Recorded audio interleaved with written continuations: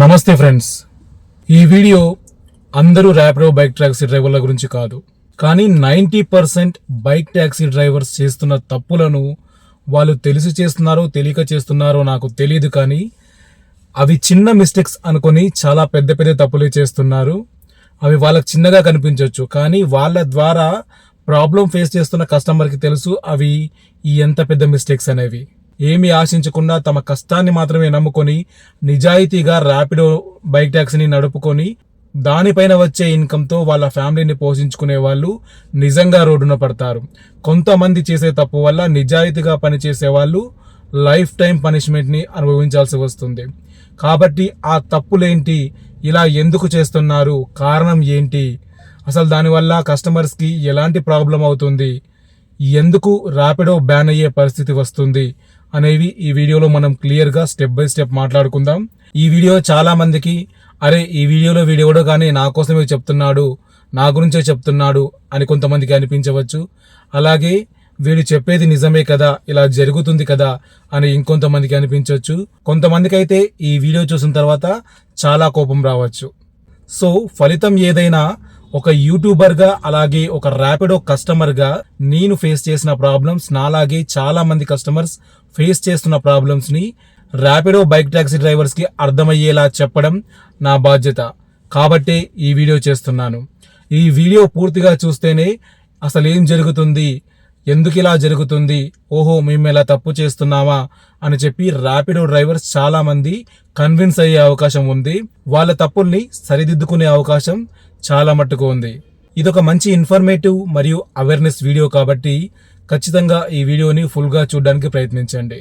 ఇక అసలు మ్యాటర్లోకి వెళ్తే ఇక్కడ తప్పు కేవలం ర్యాపిడో బైక్ టాక్సీ డ్రైవర్స్ది మాత్రమే కాదు, ర్యాపిడో కంపెనీది కూడా చాలా వరకు తప్పు ఉంది. ర్యాపిడో కంపెనీ కూడా చాలా పెద్ద తప్పు చేస్తుంది.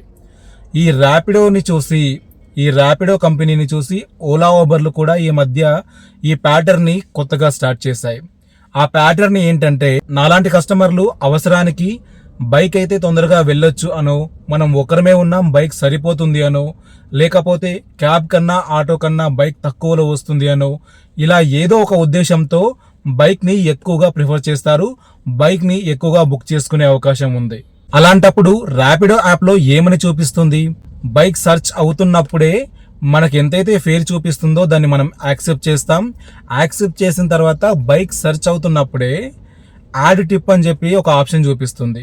దానిలో 10 రూపాయల నుంచి 40 రూపాయల వరకు ఎక్స్ట్రా టిప్ యాడ్ చేస్తే మీకు ఈజీగా తొందరగా బైక్ దొరుకుతుంది అని చెప్పి ర్యాపిడో కంపెనీయే ప్రచారం చేస్తుంది. ఇలా టిప్స్ ఇవ్వండి అని చెప్పి ఎవరిని ఫోర్స్ చేయడం కానీ లేదా ఇలా అడగడం లేదా చూపించడం కానీ కరెక్ట్ కాదు. ఎందుకంటే కారు బుక్ చేసుకునే స్తోమత లేనివాడు ఆటో బుక్ చేసుకుంటాడు. ఆటో బుక్ చేసుకునే స్తోమత కూడా లేని వాళ్ళు, సింగిల్గా వెళ్ళే వాళ్ళు ఎక్కువగా బైక్నే బుక్ చేసుకుంటారు, బైక్నే ప్రిఫర్ చేస్తారు. దానివల్ల కొన్ని వేల మంది ర్యాపిడో బైక్ టాక్సీ డ్రైవర్స్కి రోజు ఫుడ్ దొరుకుతుంది, వాళ్ళ ఫ్యామిలీ గడుస్తుంది. అలాంటప్పుడు ఏదైతే తక్కువ ప్రైస్లో వస్తుంది, ఏదైతే ఫాస్ట్గా వెళ్తాం, ఏదైతే సింగిల్గా ఉన్నాం, బైక్ అయితే ఈ హైదరాబాద్ ట్రాఫిక్లో కూడా ఈజీగా ఫాస్ట్గా తక్కువ ఖర్చుతో వెళ్ళొచ్చు అని ఆలోచించే వాళ్ళు 99% కస్టమర్స్ ఉంటారు, నాలాంటి వాళ్ళు. కొంతమంది అర్జెంటుగా డ్యూటీకి వెళ్ళాలి, టైం లేదు, తొందరగా బైక్ బుక్ చేస్తే బైక్ వస్తుంది, బైక్ పైన టైంకి డ్యూటీకి వెళ్ళొచ్చు అనుకుంటారు. ఇంకొంతమంది అర్జెంటుగా హాస్పిటల్కి వెళ్ళాలి, లేదా స్కూల్కి వెళ్ళాలి, లేదా ఎమర్జెన్సీగా ఎక్కడికైనా తొందరగా వెళ్ళాలి అనుకుంటే అప్పుడు కూడా బైక్నే బుక్ చేస్తారు. కానీ చాలామంది ర్యాపిడో బైక్ డ్రైవర్స్ ఏం చేస్తున్నారు, వాళ్ళకి బుకింగ్స్ వస్తున్నా కూడా ఇక్కడ ర్యాపిడో కంపెనీ ఏం చేస్తుంది అంటే, మనం ఎప్పుడైతే సెర్చ్ చేయడం మొదలు పెడతామో ర్యాపిడో యాప్లో ఒక కస్టమర్గా నేను ఎప్పుడైతే సెర్చ్ చేయడం స్టార్ట్ చేస్తానో అప్పటి నుంచి నా చుట్టుపక్కల ఉన్న ర్యాపిడో బైక్ డ్రైవర్స్ అందరికీ ప్రతి ఒక్కరికి నోటిఫికేషన్ వెళ్తుంది. వాళ్ళు ఇగ్నోర్ చేసినా మళ్ళీ ఆ నేను చేస్తున్న బుకింగ్ యొక్క నోటిఫికేషన్ వెళ్తుంది. ఎందుకంటే నేను కూడా గతంలో కొంతకాలం ర్యాపిడో బైక్ టాక్సీ డ్రైవర్గా పనిచేయడం జరిగింది. ఆ అనుభవం నాకు ఉంది కాబట్టి ఆ అనుభవంతోనే చెప్తున్నాను. ఆ బుకింగ్ యాక్సెప్ట్ చేసేంత వరకు చుట్టుపక్కల ఉన్న ర్యాపిడో బైక్ టాక్సీ డ్రైవర్కి ఆ నోటిఫికేషన్ వస్తూనే ఉంటుంది. 5 నిమిషాలు, 10 నిమిషాలు, 20 నిమిషాలు అయినా సరే మీరు ర్యాపిడో బైక్ ట్యాక్సీ డ్రైవర్ అక్కడే ఉంటే అతనికి ఆ నోటిఫికేషన్ వస్తూనే ఉంటుంది. సో ఈ విషయంలో ర్యాపిడో కంపెనీ పర్ఫెక్ట్గా ఉంది, పర్ఫెక్ట్గా వర్క్ అవుతుంది. కానీ ఈ ర్యాపిడో డ్రైవర్స్ ఏం చేస్తున్నారు? నేను మళ్ళీ చెప్తున్నాను, అందరూ అనట్లేదు, కానీ 100లో 70 నుంచి 80 మంది ఇలాగే ఉన్నారు. చాలా మంది ఏం చేస్తున్నారంటే వచ్చిన బుకింగ్ తీసుకోకుండా పెద్ద బుకింగ్స్ కోసం, అంటే పెద్ద ఆర్డర్స్ కోసం ఎదురు చూస్తారు, చిన్న చిన్న బుకింగ్స్ని ఇగ్నోర్ చేస్తారు. అలా కాకుండా పీక్ టైంలో, అంటే మార్నింగ్ టైంలో, ఈవినింగ్ టైంలో లేదా లేట్ నైట్ టైంలో చాలా మంది దగ్గర ఉండి కూడా, అంటే కస్టమర్ బుక్ చేసిన లొకేషన్కి చాలా దగ్గరలో ఉండి కూడా బుకింగ్ని యాక్సెప్ట్ చేయరు. ఎందుకంటే ఏమైనా ఎక్స్ట్రా యాడ్ చేస్తారేమో, ఏమైనా టిప్ యాడ్ చేస్తారేమో అని చాలా మంది వెయిట్ చేస్తూ ఉంటారు. జాగ్రత్త బ్రదర్స్, ర్యాపిడో డ్రైవర్ బ్రదర్స్, మీకే చెప్పేది, ఇలా మీరు వెయిట్ చేయడం చాలా చాలా తప్పు అవుతుంది. మీకు ఎర్నింగ్స్ ఎక్కువ కావాలి అనుకుంటే దానికన్నా ఒక సులువైన మార్గం ఏంటంటే మీరు బుకింగ్ యాక్సెప్ట్ చేయండి. యాక్సెప్ట్ చేసిన తర్వాత కస్టమర్ని ఎక్కించుకొని వాళ్ళని సురక్షితంగా వాళ్ళ గమ్యస్థానానికి చేర్చిన తర్వాత అప్పుడు ఒక చిన్న రిక్వెస్ట్ మీరు చేసుకోవచ్చు. సార్ ఒక 10 రూపీస్ టిప్ ఇస్తారా అని చెప్పి మర్యాదపూర్వకంగా అడగండి. అలా అడిగి తీసుకుంటే అది మీకు మంచిది, ఇచ్చే కస్టమర్స్కి, టిప్ ఇచ్చే కస్టమర్స్కి ఎలాంటి నెగిటివ్ ఫీలింగ్ ఉండదు. కొంతమంది లేని వాళ్ళు కూడా ఉంటారు, వాళ్ళు టిప్ ఇవ్వలేకపోవచ్చు. సో టిప్ వచ్చినా రాకపోయినా మీకు వచ్చిన ఫేర్ రీజనబుల్గానే ఉంది. ర్యాపిడో ఫేర్స్ ఈ మధ్య కొంచెం పెరిగాయి. సో టిప్ ఇచ్చినా ఇవ్వకపోయినా మీకు వచ్చిన బుకింగ్స్ మీరు కంటిన్యూగా చిన్నవో పెద్దవో చేస్తూ వెళ్తేనే మీరు పొద్దున్నుంచి సాయంత్రం వరకు ఎండల్లో, వానల్లో, చలిలో ఎంతలా కష్టపడతారో నాకు తెలుసు, నాకు కూడా అనుభవం ఉంది.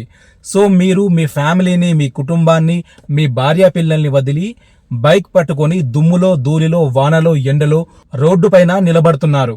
ఎందుకు? సంపాదన కోసం, డబ్బుల కోసం, కష్టపడి సంపాదించి ఫ్యామిలీని పోషించుకోవాలి అనే ఉద్దేశం కోసం.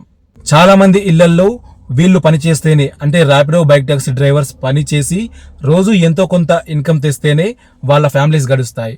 అలాంటప్పుడు ఇలా ఎందుకు ప్రవర్తిస్తున్నారు?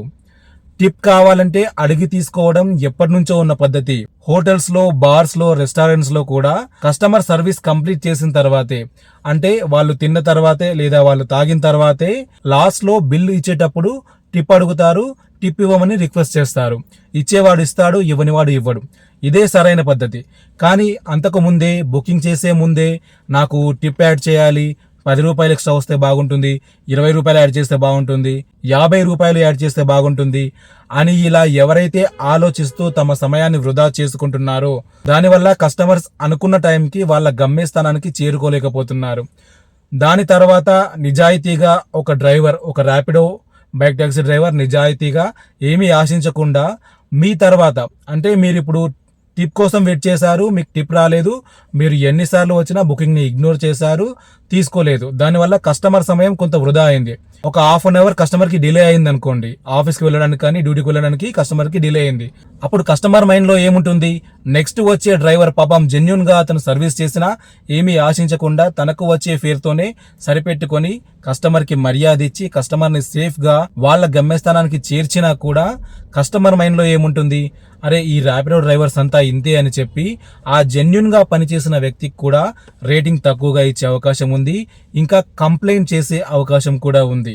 సో 10 రూపాయలు, 20 రూపాయలు, 40 రూపాయలు ఇలా ప్రతి ట్రిప్లో వచ్చిన ప్రతి వాడు టిప్ ఇవ్వాలి, నాకు టిప్పుతోనే ప్రతి బుకింగ్ రావాలి, నాకు ఎక్స్ట్రా ఇన్కమ్ ప్రతి బుకింగ్కి కావాలి అనుకుంటే అది ఎప్పటికీ సాధ్యం కాదు ఫ్రెండ్స్. అర్థం చేసుకోండి. మీకు అర్థమవుతుంది, మీరు అర్థం చేసుకోగలరు అని నాకు తెలుసు. నేను చెప్తుంది ర్యాపిడో బైక్ టాక్సీ డ్రైవర్స్కి. దానిలో చాలా మంది సీనియర్ సిటిజన్స్, అంటే ముసలి వాళ్ళు కూడా ర్యాపిడో బైక్ టాక్సీ డ్రైవర్గా పనిచేస్తున్నారు. ఎందుకంటే వాళ్ళ కష్టం ఏంటో, వాళ్ళకి ఏ అవసరం వచ్చిందో. లేట్ నైట్లో అయితే ఇంకొంతమంది డిమాండ్ చేస్తారు. ఎలా అంటే కస్టమర్ బుకింగ్ తీసుకుంటారు, ఫోన్ చేసి పర్ సపోజ్ కస్టమర్ ఫేర్ వచ్చేసి ఒక 100 రూపీస్ అయింది అనుకుందాం. అంటే ర్యాపిడోలో ఒక కస్టమర్ తన ప్లేస్కి వెళ్ళడానికి ర్యాపిడో చూపించిన ఫేర్ 100 రూపీస్. కానీ కొంతమంది ర్యాపిడో డ్రైవర్స్ ఏం చేస్తున్నారు? కస్టమర్ లొకేషన్కి దగ్గరగా వెళ్ళి అక్కడే రీచ్డ్ పికప్ అని కొట్టేసి అక్కడే కస్టమర్కి కాల్ చేసి, సార్ ఎంత చూపిస్తుంది మీకు? సారీ ఈ మధ్య సార్ అని, మేడం అని ఎవరు పిలవడం లేదు, అంత మర్యాద ఎవరు ఇవ్వడం లేదు. అన్నా, అక్క అది ఇది అదండి ఇదండి ఇలాంటి మాటలు ఎక్కువగా వినిపిస్తున్నాయి. సో మాట ఏదైనా సరే మనం మాట పొదుపుగా మర్యాదగా వాడితే, మనం అవతలి వాళ్లకు మర్యాద ఇస్తే వాళ్ళు కూడా మనకి మర్యాద ఇస్తారు, వాళ్ళు కూడా మనకు మంచి రేటింగ్ ఇస్తారు. ఈ మాట విషయం పక్కన పెడితే వాళ్ళు దగ్గరగా వచ్చి రీచ్డ్ పికప్ అని కొట్టి అప్పుడు కస్టమర్కి కాల్ చేసి ఫేర్ ఎంత చూపిస్తుంది అని అడుగుతారు. కస్టమర్ చెప్తారు. అసలు ఇలా అడగడం రాంగ్, అయినా కూడా అడిగితే కస్టమర్ అవసరం కాబట్టి ఫేర్ ఎంత చూపిస్తుందో చెప్పేస్తాడు. సో అప్పుడు ఈ ర్యాపిడో డ్రైవర్స్ ఏం చేస్తారు, 100 రూపాయలు చూపిస్తుందా, దానికి ఇంకో 100 కలిపియండి, 200 ఏంటి డ్రాప్ చేస్తాను, లేదా 300 ఏంటి డ్రాప్ చేస్తాను, లేకపోతే లేట్ నైట్ ఇప్పుడు మీకు ఏం దొరకవు, ఇప్పుడు నేను బుకింగ్ క్యాన్సిల్ చేస్తే నెక్స్ట్ మీకు మళ్ళీ బుకింగ్ దొరుకుతుందో లేదో కూడా డౌట్ అని ఇలా భయపెట్టి ఒక రకంగా దీన్ని బెదిరించడం అంటారు, బ్లాక్మెయిల్ చేయడం అంటారు. సో ఇలా చేసి డబ్బులు ఎక్కువగా గుంజుతున్నారు కస్టమర్స్ దగ్గర. కస్టమర్స్ కూడా త్వరగా ఇంటికి వెళ్ళాలి, ఏదో ఒకటి పోతే పోని అనుకుంటారు. కానీ ఖచ్చితంగా తర్వాత వాళ్ళు ఆ ర్యాపిడో బైక్ టాక్సీ డ్రైవర్ పైన, అలా ప్రవర్తించిన వారిపైన కంప్లైంట్ ఇస్తారు. ఈ కంప్లైంట్స్ ని ర్యాపిడో చూస్తూ వదిలేయదు. నాకు కూడా ఒకసారి ఇలాంటి అనుభవం ఎదురైంది. అప్పుడు నేను ఆ ర్యాపిడో డ్రైవర్కి సైలెంట్గా పేమెంట్ చేసేసి తర్వాత కంప్లైంట్ చేయడం జరిగింది. కంప్లైంట్ చేసిన నెక్స్ట్ డే మార్నింగ్ నాకు ర్యాపిడో కంపెనీ నుంచి కాల్ రావడం జరిగింది. అసలు ఏం జరిగింది అని అడిగితే నేను కంప్లీట్గా ఏం జరిగిందో ఆ కాల్ సెంటర్లో నాకు వచ్చిన కాల్లో ర్యాపిడో కంపెనీ వాళ్ళకి వివరించడం జరిగింది. అలా వివరించిన తర్వాత ర్యాపిడో కంపెనీ వాళ్ళు ఏం చేశారు, నేను ఎక్స్ట్రా పే చేసిన అమౌంట్ ఏదైతే ఉందో, అంటే ఫేర్ కాకుండా ఎక్స్ట్రాగా నా దగ్గర ఆ ర్యాపిడో డ్రైవర్ ఎంతైతే తీసుకున్నాడో అంత అమౌంట్ని నాకు రిఫండ్ చేసి సారీ చెప్పి అతనిపైన ఖచ్చితంగా యాక్షన్ తీసుకుంటాం అని చెప్పి హామీ ఇచ్చి వాళ్ళు కాల్ కట్ చేయడం జరిగింది. సో ర్యాపిడో కంపెనీ కూడా ఇమ్మీడియట్గా రెస్పాండ్ అవుతుంది. జాగ్రత్తగా ఉండండి. మీరు ఏ కంపెనీని చూసుకొని అయితే, ఏ కంపెనీ త్రూ అయితే మీరు బ్రతుకుతున్నారో, ఏ కంపెనీ అయితే మీకు పేమెంట్స్ ఇస్తుందో ఆ కంపెనీకి వచ్చే పేమెంట్స్ కస్టమర్ ద్వారానే వస్తాయి. కాబట్టి ఇలాంటి సర్వీసులన్నింటికి, పబ్లిక్ సర్వీసులన్నింటికి కంపెనీలు అనేవి ఎక్కువ సపోర్ట్ కస్టమర్స్కే ఇస్తాయి. ఎంతమంది కంప్లైంట్ చేస్తే నాకేంటి, ఎంతమంది స్టార్ రేటింగ్ తక్కువ ఇస్తే నాకేంటి, నా ఐడియా అయితే రన్నింగ్లోనే ఉంది కదా అని అపోహలో కొంతమంది బ్రతుకుతున్నారు. మీరు మీ ఐడియా ఆన్లోనే ఉంది, మీ పక్కన ఇంకో ర్యాపిడో బైక్ టాక్సీ డ్రైవర్ నాడు, అతనికి బుకింగ్ పడింది, అతను బుకింగ్కి వెళ్ళిపోయాడు. కానీ మీరు ఒకే లొకేషన్లో గంట సేపు వెయిట్ చేసినా మీకు బుకింగ్ రాలేదు అంటే అర్థం మీ ఐడి యాక్టివ్లోనే ఉంది. కానీ మీ ప్రవర్తన తీరు, అంతకుముందు మీరు కస్టమర్స్తో ప్రవర్తించిన తీరును బట్టే మీకు బుకింగ్స్ అనేవి రావడం జరుగుతుంది. మంచిగా రెగ్యులర్గా చిన్న ట్రిప్పులు పెద్ద ట్రిప్పులు అని ఆలోచించకుండా రెగ్యులర్గా ఏది వస్తే అది చేసుకుంటూ పోయే వాళ్ళకి ఖచ్చితంగా పొద్దున్నుంచి సాయంత్రం వరకు పనిచేస్తే అన్ని ఖర్చులు పోను, టిఫిన్ లంచ్ డిన్నర్ కూడా అన్ని ఖర్చులు పోను, 1000 రూపాయల నుండి 1500 రూపాయల వరకు వాళ్ళ కష్టానికి తగ్గట్టుగా సంపాదించుకునే వాళ్ళు ఉన్నారు. ఎటువంటి టిప్పులు ఆశించకుండా, కస్టమర్ని ఎటువంటి ఇబ్బంది పెట్టకుండా. కానీ ఇలా ఎవరైతే టిప్పులు ఆశిస్తున్నారో, ఎవరైతే మాకు టిప్ వస్తేనే అలాంటి బుకింగ్సే చేస్తాం అనుకుంటున్నారో, వాళ్ళు పొద్దున్నుంచి మిడ్ నైట్ దాకా ఆన్లైన్లో ఉన్నా కూడా వాళ్ళకి బుకింగ్స్ సరిగ్గా పడవు. పడ్డా ఒక ట్రిప్లో ఎక్స్ట్రా వచ్చింది కదా అని చెప్పి అలాగే అలవాటైపోతూ ఉంటే వాళ్ళ ఎర్నింగ్స్ ఎలా ఉంటాయి అంటే, ఇలా టిప్ డిమాండ్ చేసేవాళ్ళు, లేదా కొంచెం రూడ్గా మాట్లాడేవాళ్ళు, లేదా టిప్ వస్తేనే రైడ్కి వెళ్తాం అని ఆలోచించే వాళ్ళ ఎర్నింగ్స్ ఎంత ఉంటాయి? రెగ్యులర్గా పనిచేసే వాళ్ళ ఎర్నింగ్స్ అన్ని ఖర్చులు పోను 1000 నుండి 1500 ప్రతిరోజు అయితే, ఇలా టిప్ ఆశించే వాళ్ళు, కొంచెం రూడ్గా ప్రవర్తించే వాళ్ళు, కస్టమర్ చేత ఎక్కువ కంప్లైంట్స్ని ఎదుర్కొనే వాళ్ళు, వీళ్ళ ఇన్కమ్, వీళ్ళు పొద్దున్నుంచి మిడ్ నైట్ వరకు ఆన్లైన్లో రోడ్డు మీద ఉన్నా కూడా వీళ్ళ ఇన్కమ్ 600 నుండి 700 కూడా దాటదు. మీరు 14 గంటలు పనిచేసినా, 16 గంటలు పనిచేసినా మీరు ఆశించిన ఇన్కమ్ మీకు లభించదు. ఎక్స్ట్రా వచ్చినట్టే అనిపిస్తుంది, ఎందుకంటే కస్టమర్స్ టిప్ యాడ్ చేస్తారు, లేదా టిప్ ఇస్తారు, లేదా మీరు ఎంతైతే డిమాండ్ చేస్తారో అంత అమౌంట్ మీకు ఇస్తారు. కానీ మీ ఎర్నింగ్స్ ఎందుకు 700, 800 దగ్గర ఆగిపోతుంది? రెగ్యులర్గా పని చేసుకునే వాళ్ళు ఎలా 1500, 2000 సంపాదిస్తున్నారు? ఇక్కడ తేడా ఎక్కడుంది? మన బిహేవియర్లో ఉంది. ర్యాపిడో డ్రైవర్స్ అన్నలు మీ బిహేవియర్లో ఉంది. ర్యాపిడో డ్రైవర్స్ అన్నలు తమ్ముళ్ళు అని ఎందుకంటున్నానంటే, నాకంటే పెద్దవాళ్ళు ఉన్నారు, అలాగే ఈ మధ్య చిన్న చిన్న పిల్లలు, కాలేజీ పిల్లలు కొత్తగా బైక్ కొని ఈఎంఐ కట్టుకోవడానికి పార్ట్ టైంగా ర్యాపిడో నడిపించే వాళ్ళు, కాలేజ్ ఫీజులు కట్టుకోవడానికి, రూమ్ రెంట్ కట్టుకోవడానికి వీలుగా పార్ట్ టైంగా ర్యాపిడో బైక్ ట్యాక్సీ నడిపించే వాళ్ళు నాకన్నా చిన్నవాళ్ళు కూడా చాలా మంది ఉన్నారు. కాబట్టి ర్యాపిడో బైక్ ట్యాక్సీ డ్రైవర్స్ అన్నలు తమ్ముళ్ళు, దయచేసి ఇలా చేయడం మానుకోండి. మీకు రెగ్యులర్గా ఒక సాటిస్ఫైడ్ ఇన్కమ్ కావాలి, మీ కష్టానికి తగ్గ ప్రతిఫలం మీకు లభించాలి అంటే ఏ టిప్స్ ఆశించకుండా, కస్టమర్స్తో రూడ్గా ప్రవర్తించకుండా జెన్యున్గా మీ వర్క్ మీరు చేసుకుంటూ వెళ్ళండి. అలా చేస్తే మీకు ఖచ్చితంగా ఒక స్టేబుల్ ఇన్కమ్ రోజు వస్తుంది. అంతేకాని మనది కాని రూపాయి గురించి మనం ఆశపడితే అది మనకే ఎదురు దెబ్బలాగా తగులుతుంది. అలాగే ఈ టిప్స్ విషయం వల్ల ఇలా కస్టమర్స్కి లేట్ అవుతుంది, ఇలా ప్రాబ్లం అవుతుంది. ఈ విషయాలు కొన్ని పక్కన పెడితే ఇంకా కొన్ని విషయాలు ఏం జరుగుతున్నాయంటే, చాలా మంది కస్టమర్స్తో అమర్యాదగా ప్రవర్తిస్తున్నారు. ఫర్ సపోజ్ లేడీస్ గనక మీ బ్యాక్ సీట్లో కూర్చున్నట్లయితే, అందరూ కాదు, ఇలా చేసే వాళ్ళు మాత్రం 100లో 1 2 గలీజ్గాళ్ళు ఉంటారు. నేను వాళ్ళ కోసం మాట్లాడుతున్నాను. అందరూ ఇలా ఉండరు, 100లో 1 2 ఇలా ఉంటారు. లేడీస్ ఎవరైతే బ్యాక్ సీట్లో కూర్చుంటారో వాళ్ళు ఉన్నప్పుడు కావాలనే బ్రేక్స్ వేయడం లేదా ర్యాష్గా డ్రైవింగ్ చేయడం ఇలాంటివి చేస్తున్నారు. కేవలం అలా చేయడం కోసమే కొంతమంది రోడ్లపైకి వస్తారు. సో అలా చేయడం ముమ్మాటికి తప్పు. ఇది 100% అందరూ ర్యాపిడో డ్రైవర్స్ ఖండించాల్సిన విషయం. ఇలాంటి వాళ్ళని పంట పొలాల్లో పురుగులుగా ఏరిపారేయాలి. ఇలాంటి కంప్లైంట్స్ వస్తే ర్యాపిడో కంపెనీ కూడా అస్సలు ఉపేక్షించకూడదు. చాలా మంది పోనీలే మనకెందుకులే అనుకుని వదిలేస్తూ ఉంటారు. కానీ అలా చేస్తున్నారా అనేది కొంతమంది ర్యాపిడో డ్రైవర్స్కి, మీ మనస్సాక్షికి తెలియాలి. నాకు ఎవరిపైన కోపం లేదు, అంటే ర్యాపిడో బైక్ ట్యాక్సీ డ్రైవర్ పైన లేదా ఆటో ట్యాక్సీ డ్రైవర్ పైన, క్యాబ్ డ్రైవర్స్ పైన ఎవరిపైన కోపం లేదు. ఎవరిపైన కోపంతో నేను ఈ వీడియో చేయడం లేదు. మార్పు రావాలి, ఇలా నాలాంటి కస్టమర్స్ ప్రాబ్లమ్స్ ఫేస్ చేస్తున్నారు అని చెప్పి మీకు తెలియజేయడం కోసమే నేను ఈ వీడియో చేస్తున్నాను. ఇది ఒక యూట్యూబర్గా, కస్టమర్గా నా బాధ్యత. నేను గత 2 సంవత్సరాల నుంచి ర్యాపిడో కస్టమర్గా ఉన్నాను. ఇదేదో నాకు రీసెంట్గా జరిగిన 2-3 అనుభవాలను తీసుకొని చెప్పడం లేదు. 2 సంవత్సరాల నుంచి నేను ఫేస్ చేస్తున్న ఇష్యూ ఇది. కాకపోతే నేను కూడా ఇంతవరకు పోనీలే మనకెందుకులే, వాళ్ళే మారతారులే, పాపం రోడ్డు పైన చాలా కష్టపడుతున్నారు, వాళ్ళ పైన కంప్లైంట్ చేస్తే ఏమొస్తుంది, వాళ్ళకు అగైనెస్ట్గా వీడియో చేస్తే ఏమొస్తుంది అని చెప్పి ఇంతకాలం ఆగాను. కానీ ఇప్పుడు మాత్రం ఇలా ఎవరు చెప్పేవాళ్ళు లేకపోతే ఇంకా చెడిపోయే అవకాశం ఎక్కువగా ఉంది. కాబట్టి నా బాధ్యతగా నేను ఈ వీడియో చేస్తున్నాను. ఇక హైదరాబాద్లో ర్యాపిడో బ్యాన్ అవుతుందా లేదా అనే విషయానికి వస్తే, ఖచ్చితంగా 90% హైదరాబాద్లో ర్యాపిడో బైక్ ట్యాక్సీ బ్యాన్ అయ్యే ఛాన్స్ ఉంది. ఇది క్యాబ్ డ్రైవర్లకు, ఆటో డ్రైవర్లకు శుభవార్తే అయినా కూడా బైక్ ట్యాక్సీ డ్రైవర్లకు మాత్రం ఒక చెడు వార్త, ఒక పిడుగు లాంటి వార్త అని చెప్పాలి. అలా బ్యాన్ అవ్వడానికి కారణం ఎవరో కాదు, ఈ ర్యాపిడో డ్రైవర్స్ ప్రవర్తించే తీరు, టిప్ల విషయంలో కానీ లేదా రూడ్గా ప్రవర్తించడం కానీ, ఇవన్నీ కంప్లైంట్స్ ఎవరు చూడరు, ఎవరు పట్టించుకోరు అని చెప్పి వాళ్ళు అనుకుంటారు. కానీ ప్రతి కంప్లైంట్ని, ప్రతి రైడ్ని, మీరు ఎక్కడెక్కడికి వెళ్తున్నారు, ఎంత స్పీడ్లో వెళ్తున్నారు అనే ప్రతి ఒక్కటి ర్యాపిడో కంపెనీ ట్రాక్ చేస్తుంది.